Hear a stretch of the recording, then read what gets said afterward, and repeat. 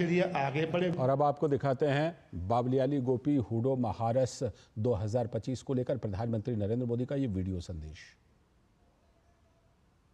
महंत श्री राम बापूजी, समाजना सौ આગેવાનો, લાખોની સંખ્યામાં આવેલા સૌ શ્રદ્ધાળુ ભાઈઓ અને બહેનો, નમસ્કાર, જય ઠાકર। સૌથી પહેલા તો હું ભરવાડ સમાજની પરંપરા અને સૌ પૂજ્ય સંતોને, महंतों आ समग्र परंपरा माटे जीवन खपावी देनार सौने श्रद्धापूर्वक प्रणाम करूं छूं। अने आजे तो खुशी अनेक गणी वधी गई है। आ वखते जे महाकुंभ थयो, आ ऐतिहासिक महाकुंभ હતો, પણ આપણા માટે ગૌરવની વાત એ કે મહાકુંભના આવા પુણ્ય અવસરે મહંત શ્રી રામબાપુજીને મા મંડલેશ્વર એની પદવી પ્રાપ્ત થઈ। આ બહુ મોટી ઘટના છે અને આપણા બધા માટે અનેક ગણી ખુશીનો અવસર છે। राम बापूजी अने समाजना सौ परिवारजनों ने मारा तरफथी खूब खूब शुभकामनाओं। गया एक अठवाडिया में भावनगरनी आ धरती जाने एम लागे कि भगवान श्री कृष्णनु वृंदावन बनी गई है। અને એમાં પાછી સોનામાં સુગંધ ભળી અમારા ભાઈજીની ભાગવત કથા હોય ત્યારે શ્રદ્ધાભાવ જે રીતે વહેતો હોય એટલે બધા એકદમ કૃષ્ણમાં રસ તરબોળ થઈ ગયા હોય એવું આ વાતાવરણ। અને વાલા સ્વજનો, બાવળિયાળી ધામ एक केवल एक धार्मिक स्थान नहीं। आ भरवाड़ समाज सहित अनेकों माटे आस्था, संस्कृति अने एकतानी प्रतीक भूमि पण छे। नगा लाखा ठाकर एमनी कृपाथी आ पवित्र स्थान ने अहींथी भरवाड़ समुदाय ने हमेशा साची दिशा, उत्तम प्रेरणा आनो अखूट वारसो मळ्यो छे। आज आ धाम में श्री नगा लखाना ठाकर मंदिर की पुनः प्राण प्रतिष्ठा आ पण एक रूड़ो अवसर है। आपणे त्यां अने गया एक अठवाडियाथी जाणे रमझट मंडी है अने समाजनो जे उत्साह, उमंग, चारे तरफ वाहवाही सांभळुं छुं तो मन में एम थाय के मारा जेवा व्यक्ति तो तमारी वच्चे अत्यारे पहोंची जवुं पड़े, पण पार्लामेंट चाले छे ने कामो एटला बधा होय एटले निकળી શકાતું ના હોય। અને જ્યારે એમ સાંભળ્યું કે અમારા હજારો બહેનોનો હુડો રાસ, પછી તો એમ થાય કે વાહ, જાણે વૃંદાવનને જીવંત કરી દીધું। આસ્થા, સંસ્કૃતિ અને પરંપરા આનો આ મેળ, એનો આ મેળાવો मन ने चित्त ने आम प्रसन्न करी दे। आ बधा कार्यक्रमों वच्चे जे कलाकार भाईओ बहनों भाग लीधो अने आखाए प्रसंग ने जीवंत बनाव्यो अने સમયાનુકૂળ સમાજને સંદેશ આપવાનો એ પણ એમણે કથા દ્વારા આપ્યો. અને મને ખાતરી છે ભાઈજી પણ દર મિનિટે કંઈ ને કંઈ તો આપણને સંદેશો આપવાના જ છે. આના માટે પણ જેટલા અભિનંદન આપું એટલા ઓછા છે. હું મહંત શ્રી રામ બાપુજી અને બાવળિયા ધામ આના આ પાવન અવસરે મને સહભાગી બનાવવાનો જે અવસર મોકો મળ્યો, મારે માટે ખુશીનો પાર નથી. મારા માટે આભારના શબ્દો ઓછા પડે. ઉપરથી મારે તો ક્ષમા માગવી પડે કે આવા પવિત્ર અવસરે હું આવી નથી શક્યો, કારણ તમારો બધાનો મારા પર પૂરેપૂરો હક છે. પરંતુ જરૂર એ બાજુ આવવાનું થશે કોઈ વાર, ત્યારે હું જરૂર માથું નમાવા આવવાનો જ છું. વાલા મારા પરિવારજનો, ભરવાડ સમાજ સાથે, બાવળિયાળી ધામ સાથે મારો કંઈ નાતો આજનો નથી, લાંબા સમયથી જોડાયેલો છું. અને ભરવાડ સમાજની સેવા અને ભરવાડ સમાજની પ્રકૃતિ પ્રેમ, ગૌ સેવા, આ બધી બાબતો તો એવી છે કે એને શબ્દોમાં ન વર્ણવી શકાય. અને આપણે બધા તો દરેકની જીભે એક વાત તો હંમેશા નીકળે, ક્યારે ભૂલાય નહીં.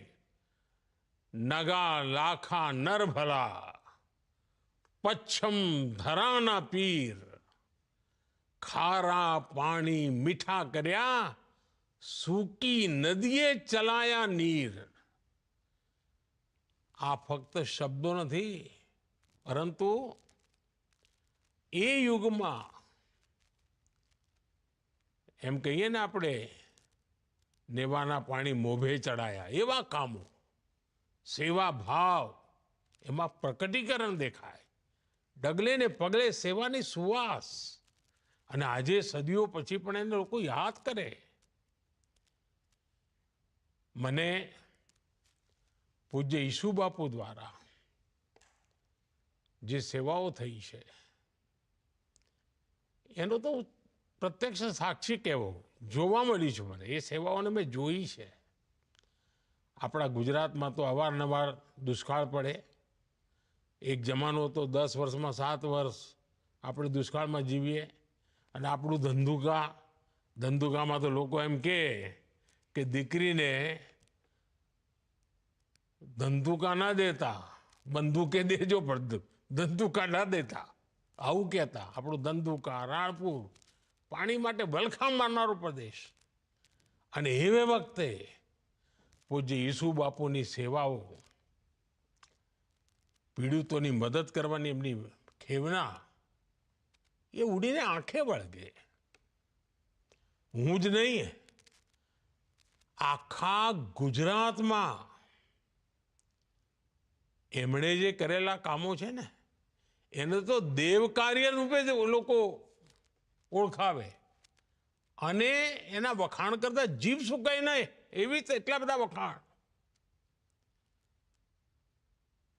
આપણા વિચરતી જાતિના ભાઈ બહેનો, એના બાળકોની શિક્ષણનું કામ હોય, એટલું જ નહીં, પર્યાવરણ માટે પણ એટલું જ સમર્પણ. અને ગીર ગાયોની સેવા, કોઈ બી કામ તમે લો, આપણને આ પરંપરાના દર્શન જોવા મળે. વાલા સ્વજનો, ભરવાડ સમાજે હંમેશા પરિશ્રમમાં ક્યારેય પાછી પાની નથી કરી. ત્યાગની વાત હોય, પરિશ્રમની વાત હોય, હંમેશા આગળ રહ્યો છે. પણ તમને બધાને ખબર છે, હું જ્યારે તમારી વચ્ચે આવ્યો છું ત્યારે કંઈક કડવી વાત કર્યા વિના રહ્યો જ નથી. હું હંમેશા કહું ભરવાડ સમાજમાં આવું કે ભાઈ હવે લાકડીઓનો જમાનો ગયો. હવે બહુ લાકડીઓ લઈને ફર્યા. હવે તો કલમનો જમાનો છે.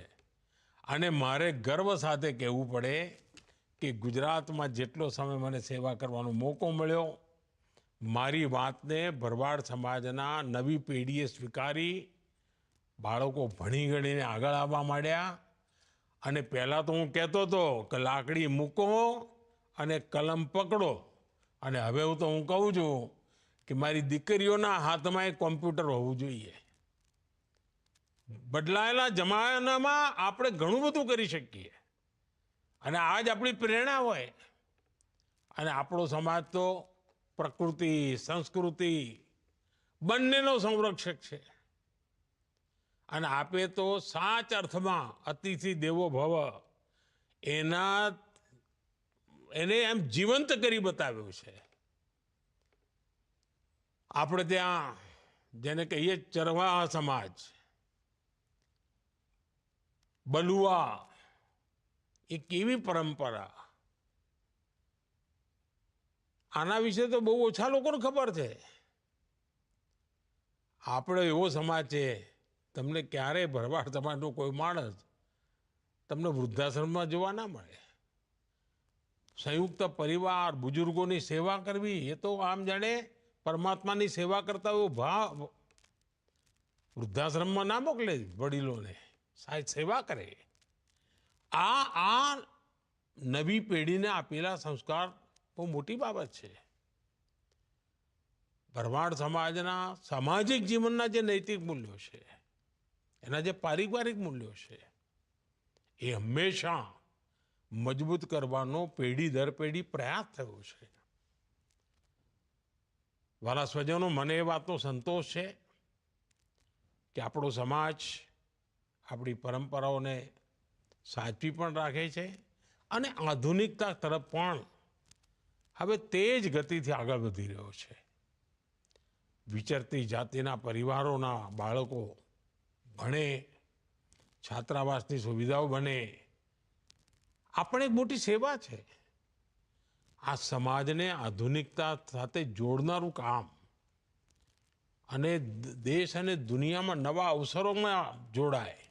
અને હવે તો મારો તો ઈચ્છા છે, આપણી દીકરીઓ રમતગમતમાં ખૂબ આગળ આવે એવી તાકાત પડી છે.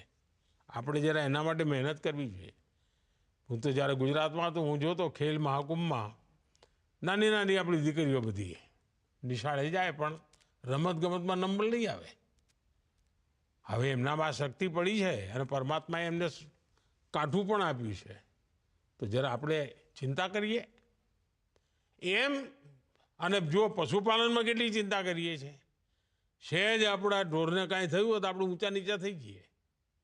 આપણા બાળકો માટે પણ એટલો જ ભાવ અને લાગણીથી આપણે કરવાનું છે. અને બાવળિયાળી ધામ તો ચાહે પશુપાલન તો બરાબર છે, પણ ગીર ગાયોની નસ્લ, એના માટે જે એમણે ચિંતા કરી છે, એના કારણે આજે આખો દેશ ગર્વ લે છે. આજે દુનિયામાં ગીર ગાયની વાહવાહી થાય છે. મારા સ્વજન ભાઈ પરિવારજનો, હું અને તમે જુદા નથી, આપણે બધા સાથી છીએ. મને તો હંમેશા લાગ્યું છે કે હું તો તમારા માટે એક પરિવારના સદસ્ય તરીકે તમારી વચ્ચે રહ્યો છું હંમેશા. અને આજે બાવળિયાળી ધામ જે પરિવારજનો બધા આવ્યા છે, લાખો લોકો જ્યારે અહીં બેઠા છે, તો મને પણ થોડો તો હક તો ખરો ને. તો હું પણ આજે તમારી પાસે કંઈ માગવું છે અને આગ્રહ કરવાનો છું. અને મને ખાતરી છે તમે મને ક્યારેય નિરાશ નહીં કરો.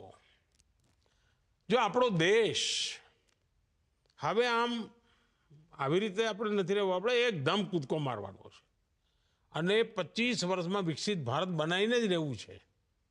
હવે જો તમારી મદદ ના મળે તો મારું આ કામ અધૂરું રહી જાય. તો આખા સમાજે આ કામમાં જોડાવાનું છે. અને આપણે યાદ હશે, મેં તો લાલ કિલ્લાથી કહ્યું હતું કે સૌનો પ્રયાસ, આ સૌનો પ્રયાસ એ જ આપણી સૌથી મોટી મૂડી છે. ભારતને વિકસિત ભારત બનાવવાનું એનો પ્રથમ પડાવ મારી દ્રષ્ટિએ આપણા ગામડાઓને વિકસિત કરવા જોઈએ. આજે પ્રકૃતિ અને પશુધનની સેવા એ તો આપણો સહજ ધર્મ છે. અને ત્યારે એક કામ આપણે ના કરી શકીએ, ભારત સરકારની એક યોજના ચાલે છે અને સંપૂર્ણપણે મફતમાં છે. ફૂટ એન્ડ માઉથ ડિસીઝ, આપણે ત્યાં એને ખુરપકા અને મુંહપકા એવી બીમારી તરીકે ઓળખતા હોઈએ છીએ. હવે એમાં લગાતાર વેક્સિન લેવી પડતી હોય છે તો આપણા પશુઓ આ બીમારીમાંથી બહાર આવી જાય. આ પણ કરુણાનું કામ છે. હવે સરકાર મફત વેક્સિન આપે છે. આપણે નક્કી કરીએ કે આપણા સમાજ પાસે જેટલું પણ પશુધન છે એને આ વેક્સિનેશન અવશ્ય કરાવીએ, નિયમિત કરાવીએ તો આપણને ભગવાન શ્રી કૃષ્ણના નિરંતર આશીર્વાદ મળશે. આપણો ઠાકરિયો આપણી મદદમાં આવશે. અને અમારી સરકારે એક બીજું મહત્વનું કામ કર્યું છે. પહેલાં ખેડૂતો પાસે કિસાન ક્રેડિટ કાર્ડ હતું. હવે આપણે એ કિસાન ક્રેડિટ કાર્ડ પશુપાલકો માટે પણ એનો આપવાનું નક્કી કર્યું છે. આ કિસાન ક્રેડિટ કાર્ડના કારણે પશુપાલકો બેંકમાંથી ખૂબ ઓછા પૈસે, ઓછા વ્યાજે એમને પૈસા મળી શકે પોતાના કારોબારના વિસ્તાર કરવા માટે. ગાયોની દેશી નસલો એને વધારવા માટે થઈને એના વિસ્તાર માટે, એના સંરક્ષણ માટે રાષ્ટ્રીય ગોકુળ મિશન પણ ચાલી રહ્યું છે. અને મારી તમને વિનંતી છે કે ભલે હું અહીંયા દિલ્હીમાં બેઠા બધું કર્યા કરું, પણ તમે જો ફાયદો ના લો તો એવું કોઈ ચાલે? તમારે એનો ફાયદો લેવો પડે. અને તમે મને આશીર્વાદ આપશો એ તો કોઈ, મને તો બધા હાલ લાખો પશુઓના આશીર્વાદ મળશે, જીવ માત્રના આશીર્વાદ મળશે. અને એટલે મારી વિનંતી છે કે આ કામને તમે માથે ઉપાડો. બીજી એક નાનકડી વાત તો મેં પહેલા પણ કરી છે, આજે ફરી કહું છું. વૃક્ષારોપણનું મહત્વ આપણે જાણીએ છીએ અને આ વર્ષે મેં એક અભિયાન ચલાવ્યું. દુનિયાના લોકો એની વાહવાહી કરે છે અને મેં કહ્યું ભાઈ એક વૃક્ષ આપણી માતાના નામે, માતા જીવિત હોય તો એને હાજર રાખીને વૃક્ષ વાવીએ, અને માતા ના હોય તો આપણે એનો ફોટો સાથે રાખીને વૃક્ષ વાવીએ. અને આપણે તો એવા ભરવાડ સમાજના લોકો કે આપણા ત્રીજી પેઢીના, ચોથી પેઢીના એ વડીલો 90 વર્ષે 100 વર્ષે જીવતા હોય, આપણે સેવા કરતા હોઈએ તો આપણે માતાના નામે ઝાડ વાવીએ, વૃક્ષો વાવીએ અને ગર્વ કરીએ કે આ મારી માતાના નામે છે, મારી માતાની યાદમાં છે. અને આપ જાણો છો આપણી ધરતી માં એને આપણે કેટલી દુઃખી કરી મૂકી છે. પાણી કાઢ્યા કર્યા, તરસી કરી દીધી, કેમિકલ નાખ્યા કર્યા, એટલે ઝેર એના પર પાથરી કર્યું. આ ધરતી માને ફરી સ્વસ્થ બનાવવાની જવાબદારી આપણી છે. અને આપણા પશુપાલકો પાસે જે પશુ છે એનું જે ગોબર છે એ પણ મોટું ધન છે. એ આ ધરતી માને નવી તાકાત આપે એમ છે.